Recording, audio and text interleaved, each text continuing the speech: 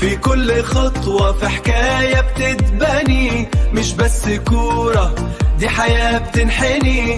اصبر وعافر بكرة الشمس تنور، طول ما انت بتحلم حلمك لازم يكبر.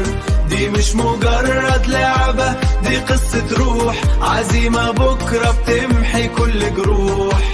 حكاية جديدة مع بيرفكتو.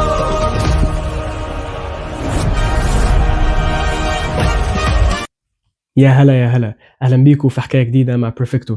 الحقيقه وقبل ما ابدا كنت عايز اعرف رايك في الاغنيه اللي في الاول، الاغنيه الصغيره اللي في الاول دي، يعني لو هتقيمها هتديها كام من 10؟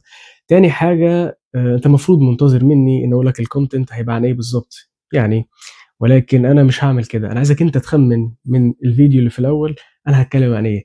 يا ترى بقى انا هتكلم عن حاجه ليها علاقه بالماركتينج، حاجه ليها علاقه بالكوره، حاجه ليها علاقه بالموتيفيشن، حاجه ليها علاقه بالجيمنج؟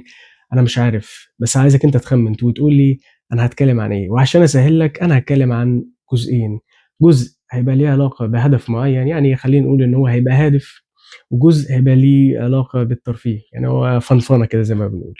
خمن بقى وقول لي في الكومنتس تحت يا ترى هنتكلم عن ايه.